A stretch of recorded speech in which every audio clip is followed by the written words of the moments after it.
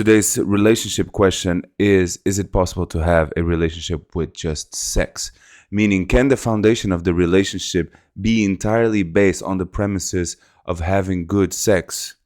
In this particular case, we're talking about marriage with two kids for 10 years. Now, what I hear about marriage is that after 10 years, things tend to slow down a lot in terms of sex.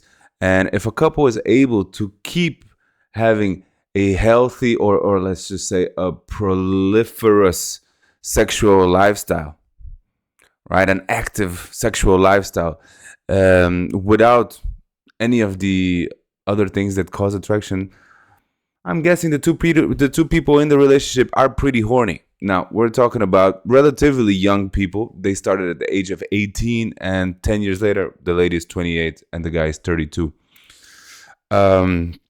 And I find it fascinating, to be honest, the possibility of keeping a marriage for so long with kids. She didn't say how old the kids were, which does matter because it influences the reasons why you stay together. So if they had it way earlier in the relationship, it might have been the reason why they stayed together. You know, just the burden of responsibility of raising children, the feeling of you know, following through with your obligations as parents and giving a good life to the children. Yeah, it seems to me that it's impossible to actually create a happy life like this. But at the same time, I do see people that are compatible. I can relate to the idea of couples being compatible and not necessarily having chemistry. So people that have a high degree of compatibility, you know, yin and yang, the fun one and the boring one, the fire one and the earthy water one, the excited person and the more boring person. Yeah, I can see that happening, but without the eventfulness in a relationship, without the feeling that you are doing something together, I don't see how such things can last. I don't see how you can stay together for a long time. I do believe in the power of commitment, you know, and a relationship does not have to be a source of excitement. It has to be a source of safety, a source of security, a source of care, a source of love, affection, attention, but not necessarily excitement. But the way women respond, you know damn well that it's not possible to keep her happy as long as she doesn't feel some sort of excitement, wherever that is coming from. You need to be able to bring that. That's why toxic relationships can be so desirable or so enjoyable for women because they provide regular excitement, the fear of being hurt, the fear of being dropped, the fear of being abandoned, the fear of being rejected. All of those things, they not knowing what will happen next, all of those things, they can cause serious excitement. Let's get to the advice. Because in my opinion, if you are in a situation where you don't have chemistry with your partner, but there is amazing compatibility, you do believe in each other's ability to raise children. He's a good man, she's a good woman, he's a good father, she's a great mother, but the chemistry is lacking. My piece of advice is somebody in that relationship, preferably both, but at least somebody in that relationship has to be responsible for making things fun, for making things interesting. Because if you, and to succeed in it, because if you don't, eventually it's going to stop being a priority. You're going to stop finding reasons to keep fighting for a relationship. You're going to stop having reasons to maintain this, to fight for it. You're going to find reasons to look beyond this. Soon as the kids are good, soon as the kids are grown enough to handle the breakup, to handle a divorce, you're going to start looking elsewhere. So you need to build roots in your relationship that go beyond sex. You need to have a shared meaning. I mean, this is even going beyond fun, having a shared meaning, but it trumps the sex card as well.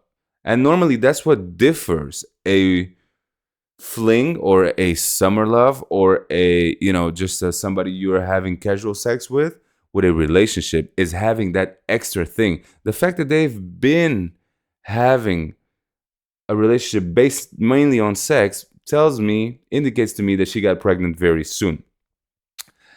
So my piece of advice is somebody's got to be good at making things fun. And how do you do that? You have to figure it out. Is it concerts? Is it movies? Is it shopping? Is it building stuff? Is it doing puzzles? Is it cooking? Is it fighting? Is it dancing? Is it swinging? Is it, sexual things? Is it traveling? Is it doing dangerous things like, I don't know, bungee jumping or going to the shooting range or riding horses or playing with animals? There must be something that triggers the soul of a person. This is very obvious in music. Like, everybody likes music. Everybody loves music. Everybody likes a specific genre. And this is what's amazing about music, is that not all of us like all the genres, but there must be at least one genre that makes your soul tick. Why does that genre make your soul tick? So there's a deeper message in there. So if you can see also with movies, what type of movies make person A, the husband, or person B, the wife, tick, and why? And is there an overlap that you can find there? So I personally not a big fan of fantasy movies, but I can recall amazing moments in my life watching fantasy movies like Lord of the Rings. Turns out my wife loves fantasy movies. She didn't even know. I found out. So if you play around with what triggers you and how does time become quality time spent together, how does it become memorable time, a time that is worth remembering, a time that is hard to forget, a time that it feels valuable, where in the Venn diagram of your interests can you find things that are worth doing together?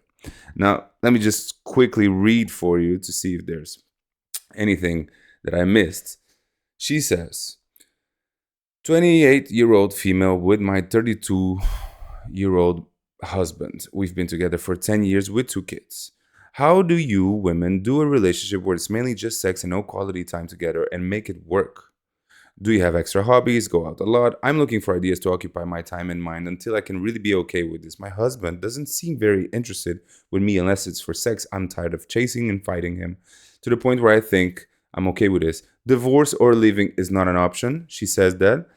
And kudos to you, girl, for sticking through and through. It takes skill to make things interesting, really, because there are 2 types of people. There are people that are just boring, and there are people that just are only comfortable with what is they are already comfortable with. So interests that fit their box, they're already predefined structure of interest. They don't want nothing that's coming from outside.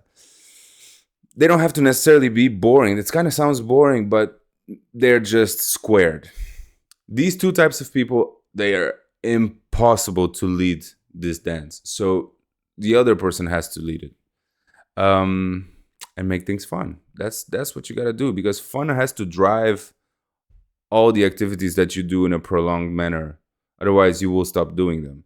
And that's the foundation behind friendships, is that people have fun together, and you guys have to be best friends. The real foundation behind every marriage should be friendship. You guys have to aim to become best friends, because one day his dick will stop working and your pussy will stop working, or will stop being that into him anyway. And then your kids will be grown, and you gotta have a reason to stay together. Otherwise, might as well start talking about it and opening doors. I'm not promoting divorce, but it's important to have friends. It's important to be close with the person that you sleep with every day. It's important to share something that is deeper. That's it for now, guys. Thank you. And tune in for the next one. Peace.